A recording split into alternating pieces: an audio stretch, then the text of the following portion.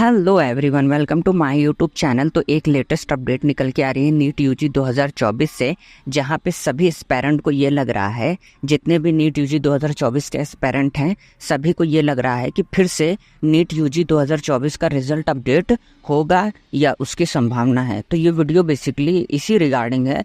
तो जो लोग नए हैं वो चैनल को सब्सक्राइब कर दीजिए, बेल आइकन को ऑन कर दीजिए। तो चलिए वीडियो को शुरू करते हैं। देखिए, नीट एस्पेरेंट ने Nagpur bench Bombay high court में एक पिटीशंस फाइल किया हाई कोर्ट में, जिसमें उसने कहा कि सर ये जो फिजिक्स का रेडियो एक्टिव वाला क्वेश्चन था ये आउट ऑफ सिलेबस आया था नीट यूजी 2024 के एग्जाम में, और जो बॉटनी का क्रॉस प्रोडक्टिविटी यानी ग्रॉस प्राइमरी प्रोडक्टिविटी वाला क्वेश्चन था ये भी आउट ऑफ सिलेबस आया था नीट यूजी 2024 के एग्जाम में। तो इस पे बच्चों को बोनस मार्क्स मिलने चाहिए। इसी को लेकर के उसने पिटीशन फाइल किया Nagpur bench Bombay high court में।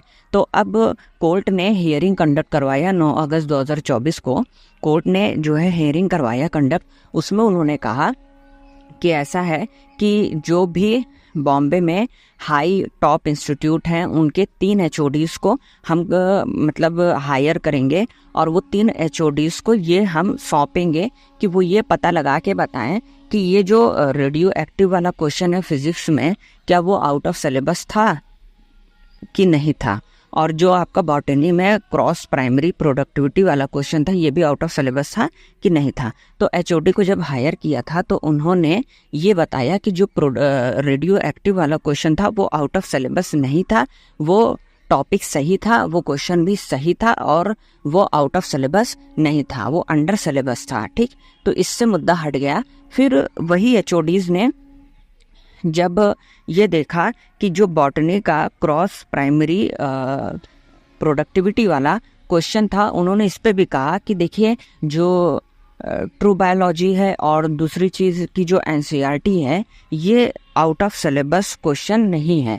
ये आपकी जो एनसीईआरटी का मतलब जो एनसीईआरटी है और ट्रू बायोलॉजी है बुक्स है ये उसके अंडर का है ये क्वेश्चन, ये आउट ऑफ सिलेबस नहीं है। ठीक है, तो अब इस पे भी मुद्दा हो गया, बात हो गई। लेकिन उसके बाद जो मिस्टर कुमार हैं, मिस्टर कुमार ने कहा कि ये जो एचओडीज ने बताया कि जो बॉटनी वाला क्वेश्चन आउट ऑफ सिलेबस नहीं है, ठीक है, आउट ऑफ सिलेबस नहीं है, लेकिन कहाँ पे सिलेबस में ये लिखा है कि ये जो सिलेबस है ये सिलेबस जो है एनएमसी ने मतलब ये सिलेबस जो है एनएमसी अपलोड करता है ना।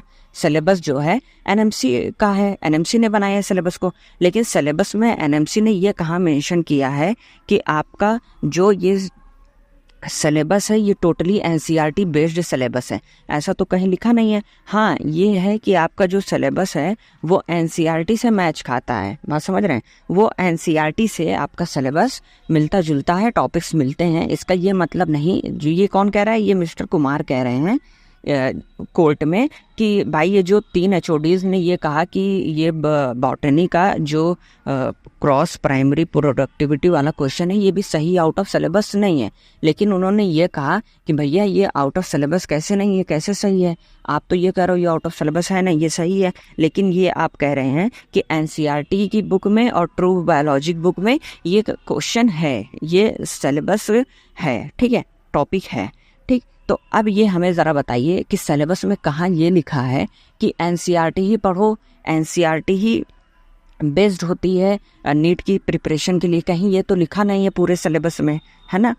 तो इसी को लेकर के जज ने ये कहा मिस्टर कुमार से कि आप एक एफिडेविट फाइल कीजिए और उस एफिडेविट में आप ये लिखिए कि जो सिलेबस एनएमसी निकालता है, अपडेट करता है, उस सिलेबस में कहीं ये नहीं लिखा है कि ये एनसीईआरटी बेस्ड सिलेबस है, कहीं पे भी ये मेंशन नहीं किया है उस सिलेबस में। आप इसी पे एक एफिडेविट फाइल कीजिए। तो अब इसकी अगली सुनवाई आपको मैं बता दूं आने वाली है 11 से 13 अगस्त के बीच में। ठीक है, अगली जो हियरिंग कंडक्ट होगी।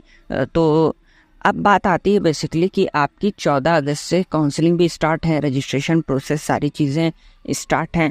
तो जहाँ तक कि बच्चों देखिए, मुझे नहीं लगता कि आपका रिज़ल्ट फिर से अपडेट होगा या रिवाइज रिजल्ट फिर से लॉन्च होगा।